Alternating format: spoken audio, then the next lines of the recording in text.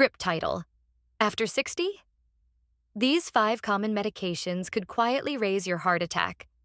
Risk script: Every morning, millions of Americans over 60 swallow a harmless-looking pill for everyday aches or heartburn, completely unaware it's quietly doubling their risk of a heart attack.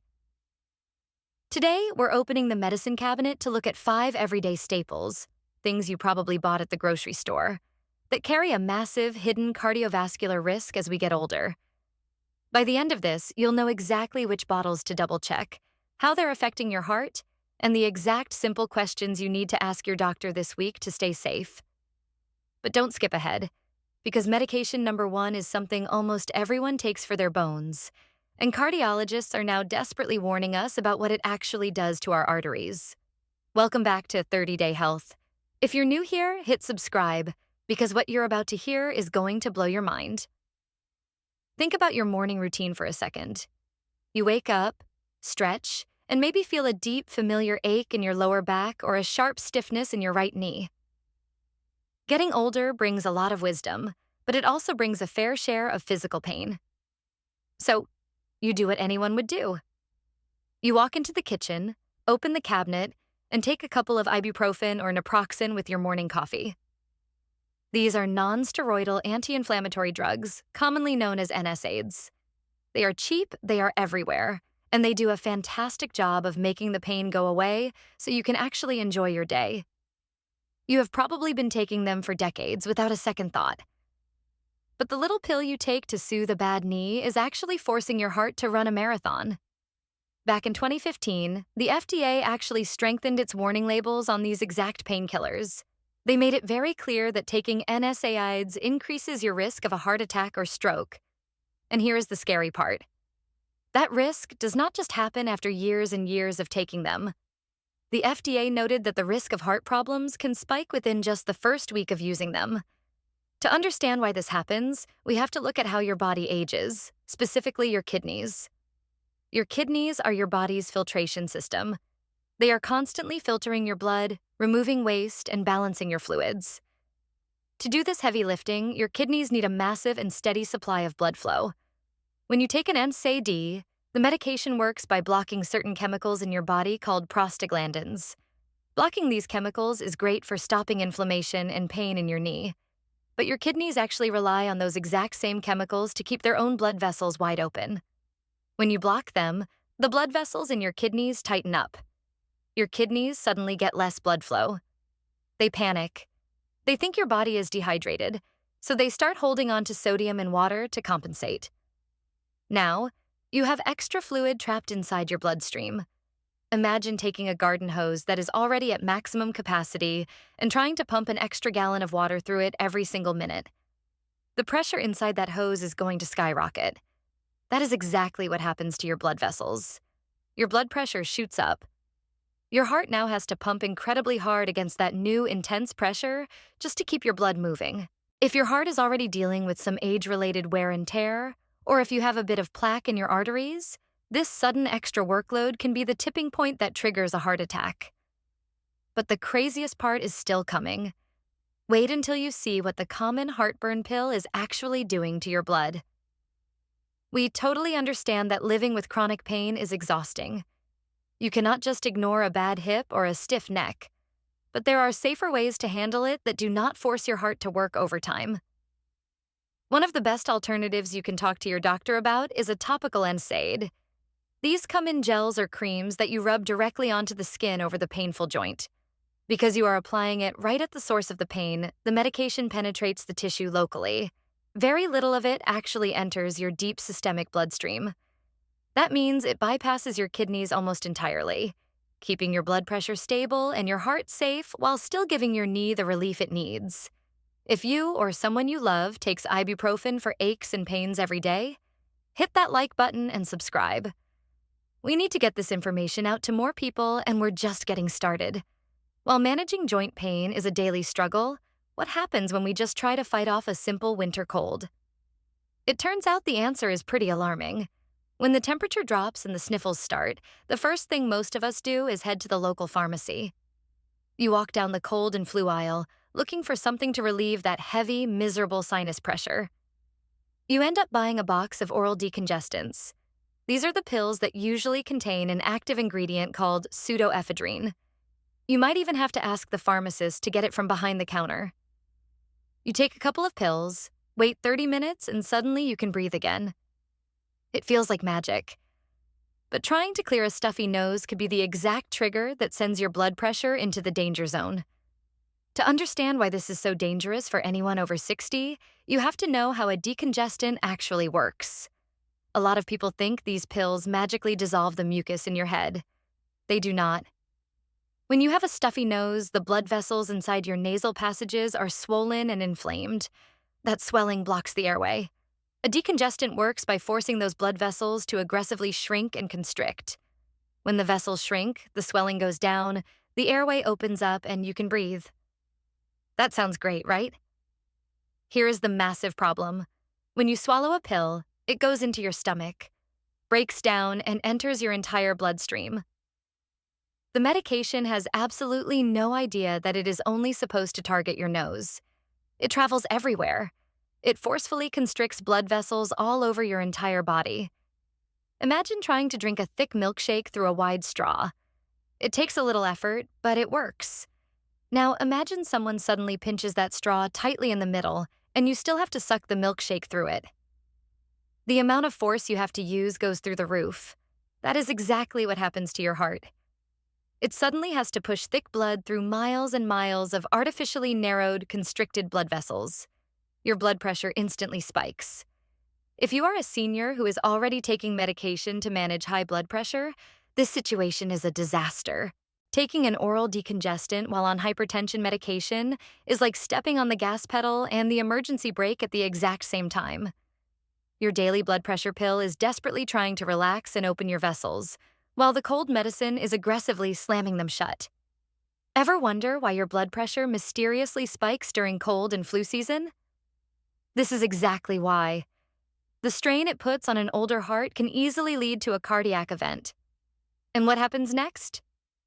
You're not ready for this, because the next pill on our list is sitting in almost every medicine cabinet in America right now.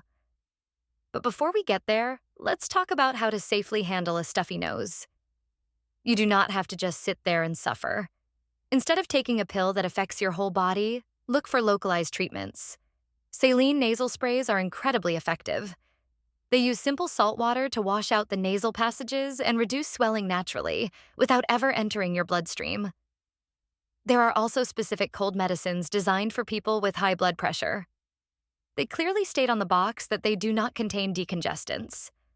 Always read the labels, and if you are unsure, ask the pharmacist to point you toward the heart-safe options. So we know cold medicine can squeeze our blood vessels. But there's another incredibly popular pill that attacks those vessels in a completely different, much stealthier way. Let's talk about your stomach. As we get older, our digestive system changes. Foods we used to eat in our 20s suddenly fight back. You have a late dinner, maybe a slice of pizza or some spicy chili, and an hour later, your chest is on fire. Acid reflux and heartburn are incredibly common, and the pharmaceutical industry has created a massive market to treat it. The most popular solution is a class of drugs called proton pump inhibitors, or PPIs. You know them by names like omeprazole or pantoprazole. They are incredibly effective at shutting down the acid pumps in your stomach. But fixing your heartburn might be starving your heart of the exact chemical it needs to survive. For a long time, doctors thought these medications were perfectly harmless. People would take them every single day for years, completely ignoring the little warning on the box that says they are only meant for a 14-day course. Then the data started coming in. A massive 2015 Stanford University study looked at the health records of millions of patients. What they found absolutely shocked the medical community. The researchers linked the use of PPIs to a 16 to 21% higher risk of having a heart attack. Let that number sink in. A 16 to 21% increased risk of a heart attack just from taking an over-the-counter heartburn pill. And the biological reason why this happens? You're going to want to check your medicine cabinet the second this video is over. It all comes down to a tiny, microscopic layer of cells that lines the inside of every single blood vessel in your body. This lining is called the endothelium. The endothelium has a very specific, very vital job. It produces a chemical called nitric oxide. Nitric oxide is your heart's best friend. It keeps your blood vessels relaxed, wide open, and slippery. It prevents plaque from sticking to the walls, and it stops blood clots from forming. Your cardiovascular system relies on a constant, steady stream of nitric oxide to stay healthy. The problem with PPIs is that they do not just stay in your stomach. They enter your bloodstream and interact with your blood vessels. These drugs restrict an enzyme in your body that is directly responsible for helping produce nitric oxide. When you take a PPI every day, you are systematically shutting down your body's ability to make nitric oxide. Without it, your blood vessels become stiff and rigid. They lose their flexibility. The walls become sticky, making it incredibly easy for cholesterol and plaque to build up and form blockages. Your heart has to pump harder against these stiff vessels, and the risk of a sudden clot forming goes way up. You're essentially creating the perfect environment for a heart attack, all because you wanted to stop a little bit of indigestion. Fortunately, you have plenty of safer options. If you suffer from occasional heartburn, basic antacids just neutralize the acid that is already in your stomach without affecting your blood vessels. There is also another class of drugs called H2 blockers, like famotidine. They reduce stomach acid in a completely different way that does not interfere with your body's nitric oxide production. If this connection between your stomach and your heart is blowing your mind right now, leave a comment down below and let me know. Also, make sure you're subscribed so you don't miss our deep dives into senior health. Now, let's look at number 2. It's scary to think a stomach pill affects the heart. But wait until you hear what happens when a medication meant for your lungs accidentally goes to work on your chest. Breathing issues are a reality for millions of older adults. Whether it is asthma, chronic bronchitis, or COPD, struggling to catch your breath is a terrifying experience. To manage this, doctors prescribe inhalers. These devices are absolute lifesavers. They deliver medication straight into the lungs to open up the airways so you can breathe easily again. The device meant to help you breathe easier could be secretly messing with your heart's natural rhythm. The medications inside these inhalers, specifically long-acting beta agonists, work by targeting specific receptors in your lung tissue. These are called beta-2 receptors. Think of them like tiny locks, and the medication is the key. When the medication unlocks these receptors, the smooth muscles around your airways instantly relax and open up. It is a brilliant system.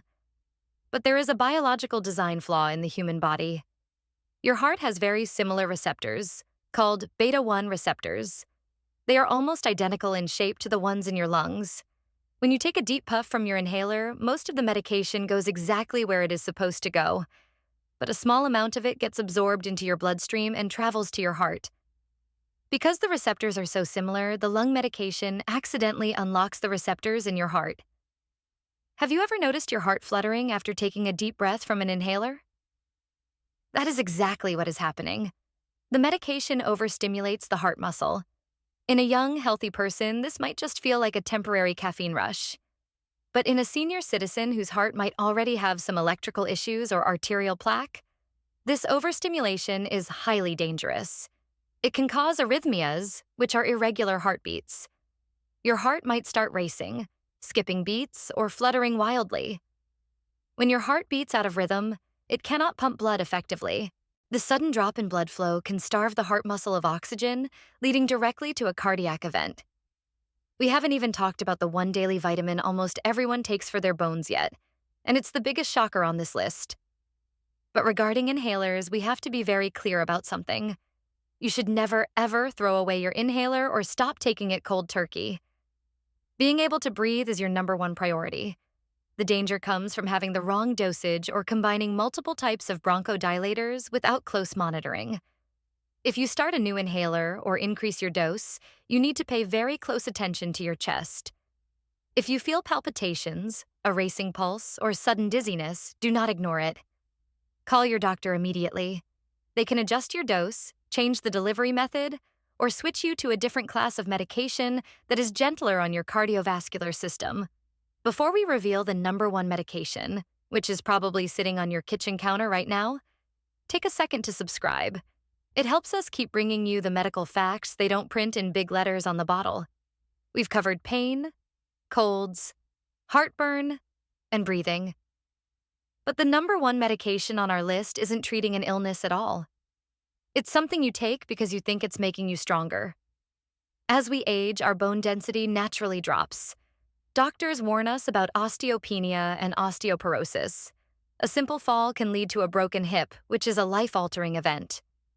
So, we are told to protect our bones at all costs. You go to the store and buy a massive bottle of calcium supplements. You take these giant pills every single day, feeling good about the fact that you are actively protecting your skeleton. But the daily habit you thought was saving your bones is actually turning your arteries to stone. For years, swallowing massive doses of synthetic calcium was considered the gold standard for senior health. But science has finally caught up, and the reality is terrifying. In 2016, researchers at Johns Hopkins Medicine published a landmark study that changed everything we know about bone health and heart disease. They looked at detailed medical data from over 2,700 people over a 10-year period. The results were undeniable. They found that taking calcium supplements can increase the risk of plaque buildup in your arteries by a staggering 22%. That is a massive jump in heart attack risk from a simple daily vitamin. To understand this, we have to look at how calcium actually behaves inside the human body. When you swallow a calcium pill, it dissolves in your stomach and enters your bloodstream. But calcium is not a smart mineral. It does not magically know that it belongs in your bones. It is just floating around in your blood, waiting for instructions. To get into your bones, calcium needs very specific biological traffic cops to guide it. First, it needs vitamin D3 to help your body absorb it from the digestive tract into the blood. But more importantly, it absolutely requires vitamin K2. Vitamin K2 is the chemical messenger that grabs the calcium out of your bloodstream and physically pushes it into your bone tissue where it belongs. If you take a massive dose of calcium without having enough vitamin K2 in your system, that calcium gets completely lost. It wanders aimlessly through your bloodstream. Eventually, it has to settle somewhere. And unfortunately, it loves to settle in the soft tissues of your body, specifically the walls of your blood vessels and arteries. What if the calcium you're swallowing isn't actually making it to your bones at all? This is exactly what happens. The calcium embeds itself into your arterial walls. Think about what happens when you pour wet concrete into a flexible rubber pipe and let it dry. The pipe becomes stiff, brittle, and hard. This process is called arterial calcification. Your arteries are supposed to be flexible. They need to expand and contract with every single beat of your heart. When they become calcified and rigid, your blood pressure goes through the roof. Even worse, this calcification acts like a magnet for cholesterol. Plaque builds up incredibly fast over these calcified areas, narrowing the artery and creating the perfect storm for a massive heart attack. It is literally turning your blood vessels to stone from the inside out. Now, you might be wondering about the calcium you get from your diet. Is eating cheese or drinking milk going to calcify your arteries? The answer is no. Dietary calcium is completely safe and actually very good for you. When you eat calcium-rich foods like leafy greens, almonds, yogurt, or cheese, your body digests it very slowly. The calcium enters your bloodstream at a steady, manageable pace. Your body easily processes it, uses what it needs, and flushes out the rest. But a synthetic calcium supplement is completely different. It hits your bloodstream all at once in a massive, unnatural spike. Your body panics.